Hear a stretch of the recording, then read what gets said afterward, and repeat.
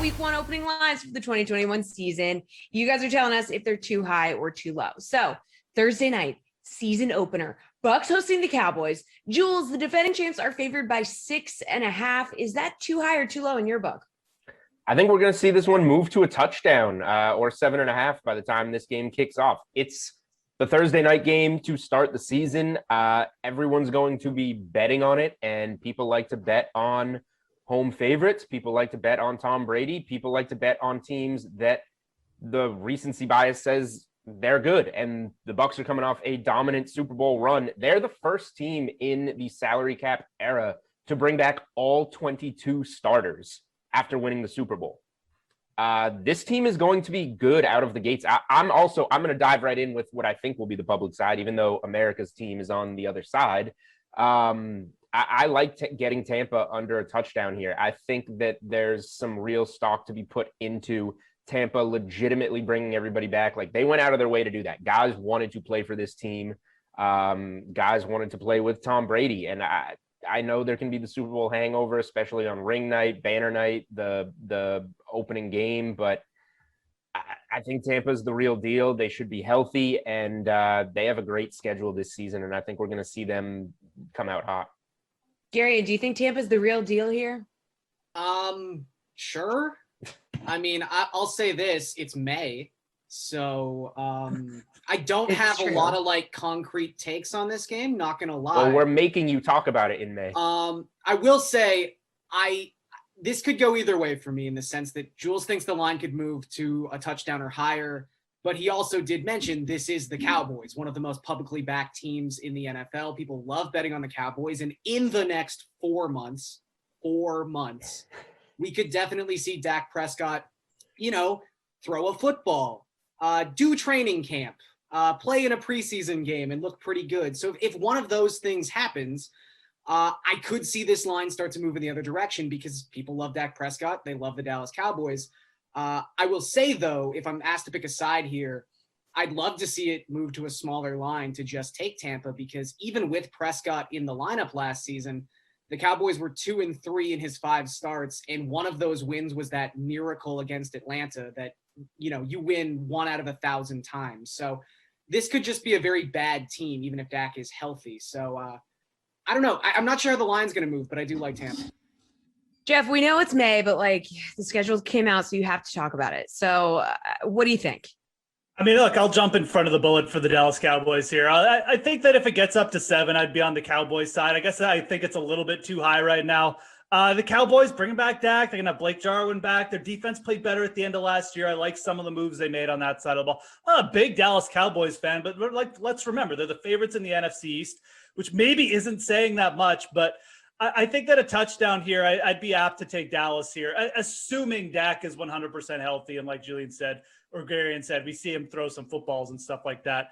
I do think this line will eventually get up to a touchdown if I had to make some May predictions, though. And that, if it did get up to 7, I'd probably be apt to go on the Cowboys side. Okay, guys. So one of the larger spreads is between the Niners and the Lions. Okay. San Fran favored by 7.5. Too high or too low, Garion? At first glance, it seemed like it was too high, but I don't know. I think there has to be a team every year that's just the consensus worst team in football. And I think we can all agree at this point that it's probably the Lions.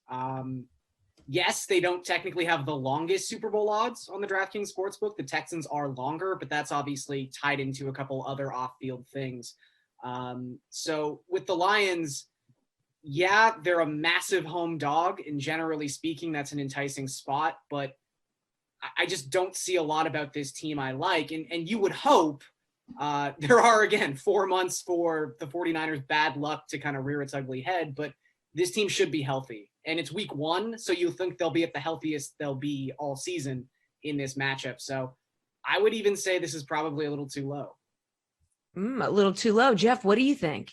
Yeah, this might actually be a lot too low. This is going to be a disaster for the Lions. Sorry, Lions fans, but Dan Campbell versus Kyle Shanahan is not a fair matchup, especially considering it's going to be Dan Campbell's first head start. I'm sure he'll be going after kneecaps left and right. It's not going to matter on the scorecard, in my opinion. Detroit, Didn't add anything on offense. Not sure how they're going to keep up to one of the most explosive sort of offensive groups here. San Francisco is 11-5 covering on the road over the last 2 years as well against the spread. I think this one should be closer to 10 points, if I'm being dead honest. And yeah, San Francisco going to be at their healthiest of the year. They got 2 quarterbacks, so even if one goes down in the preseason now, they should be good for week 1. I think this one's too low. Jules, we got one too high, one too low. Like, what do you think? Yeah, I'm with Geoff on the numbers here. Like, I would bet this Niners up to -9.5. 10 is probably where it should be. The first NFL future that I bet this offseason was the Lions under 5 wins at plus money. This is going to be a disaster. Garion knows Dan Campbell. This guy comes into the press conference, gives us nothing other than a good clip about biting kneecaps, which go ahead, 15-yard flag, throw it. And then Anthony Lynn, one of our other favorite guys to fade that cost the Chargers so many games down the stretch last season, is the offensive coordinator for this team who has the worst wide receivers in the NFL. Like, Jared Goff has nobody to throw to. Goff is in for a real, awakening this season. He's going to stink. There's nobody to throw the ball to. Decent line play for the Lions is maybe all you can give them. But like San Francisco, we know they can run the ball down anyone's throat. And Detroit stinks at stopping the run. This one moved. Like, this was 7. I hope you got it at 7, just in case. But I don't think this is going to matter. This is probably, like everybody said, the Niners are going to be healthy. If they're healthy, this is going to be a double-digit victory. This is probably it's the biggest spread, but this is the spot that I have the most interest in jumping on as early as possible. Okay, Geoff. So one of the closest spreads is Trevor Lawrence and the Jaguars against maybe Deshaun Watson and the Texans. Jacksonville is favored by 2. Too high or too low as things stand right now? I mean, these are 2 very different looking teams than they were last year. I mean, this all hinges on what you think is going to happen with Deshaun Watson over the next 4 months. If he starts this game, you could see this lines flip, in my opinion, and Houston all of a sudden become the favorites. And the thing is, I'm not sure it really matters to me. I kind of like the Jags in this spot either way. Again, I'm pretty high on Urban Meyer. Maybe I don't like some of his player personnel decisions, but the guy is a winner. He knows how to get an organization together, and that's just what he's done his whole career. And now he's got Trevor Lawrence to work with. Who cares if he's marching Tim Tebow out there for a few plays?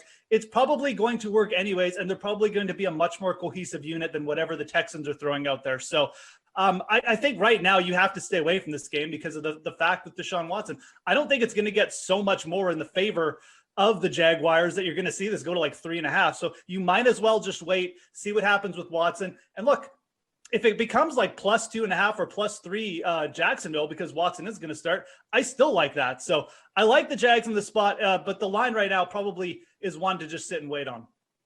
Yeah, Jules, Jags brought in Urban Meyer, Trevor Lawrence. The Texans lost J.J. Watt. We don't know what's going on with Deshaun Watson. What do you think? If Geoff gave me $100 to bet on this game, I would be like, you know what, man, just keep it. I'm a good friend. I have no idea. How can you bet this game? Like, we got to figure out the whole mess with Watson. And then, like Garion said, like Geoff said, Urban Meyer is a winner. Sure. Like, look at what Nick Saban's done at Alabama. He's an absolute beast. Again, going back to Garion's Dolphins here, they had him. They know what happened. It wasn't great. So, like, there's so much I need to see in this game. We need to let the whole Watson thing unravel this offseason. We have no idea what Trevor Lawrence is. We have no idea what Urban Meyer is as an NFL coach. We have no idea anything about this game, so I'm not going to bet. All right, Garion, what do you think? I think Geoff made the best point and the key point by saying, just wait on this because it's probably not going to move that much anyway. Like, even in a scenario where Deshaun Watson is ruled out for week 1, is Jacksonville going to get higher than a field goal favorite on the road with a rookie head coach and a rookie quarterback? Probably not. So I don't think if you're interested in betting Jacksonville, this is not going to get any more lopsided. It could only get better. So I would wait on it in that sense. And obviously no one's backing Houston if we don't know the status of their quarterback. I will say that Houston is a home dog if we're just putting it into a vacuum and assuming that Deshaun Watson starts. And again, that would massively move this line. But Watson is undefeated his last 3 seasons against Jacksonville. He is 6-0, and a lot of those games haven't even been close. So he's just the linchpin to this entire game, and there's no way to bet it unless we know his status. All right, guys. Monday Night Football sees the Ravens favored by 5 over the Raiders. Too high or too low, Jules? It feels about right. I think that I could see Baltimore getting to like 6 here, honestly, on the road. So maybe it's a little too low right now.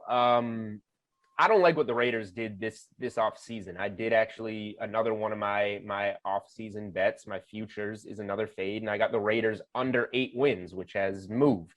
I don't like the strong suit of their team last year was the offensive line, and they let like all of their best offensive linemen go. They did replace some of that production with a first-round draft pick on Leatherwood, who was like a second or third round pick on most people's boards. The ESPN showed something like there was like a 60 or 70% chance that their first-round pick was going to be available when they selected in the second round. They're not making good moves. I'm not a big Derek Carr guy. Gruden is not doing a great job this time around in Vegas. I just don't see. I don't see why this team is going to be good. I see a bounce back type of situation from Baltimore, who fell off a little bit last year.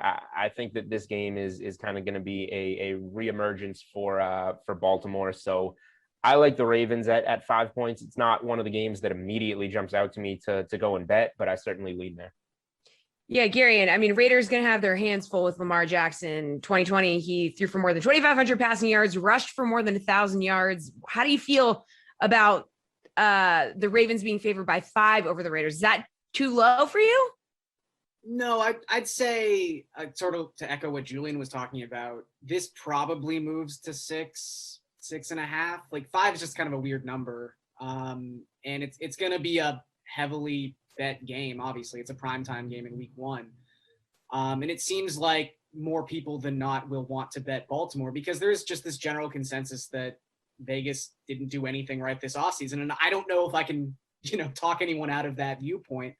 Baltimore also kind of restocked a little bit in terms of their offensive weapons. They drafted Rashad Bateman. They grabbed Sammy Watkins. And week 1, Sammy Watkins is the greatest player in NFL history. That also has to be thought of. So, yeah, I think that considering this line is probably going to move more heavily in Baltimore's direction, betting it now might not be a terrible idea. Just all right, Geoff, how do you feel? Really quick before Geoff goes here, I just want to say one thing about what Garion said. This is a primetime Monday night game, week 1. It's going to be heavily bet. Yeah. This is in Las Vegas, first game with fans, Monday night game. This could be like one of the most heavily bet regular season games of all time. Wow. Geoff, you agree?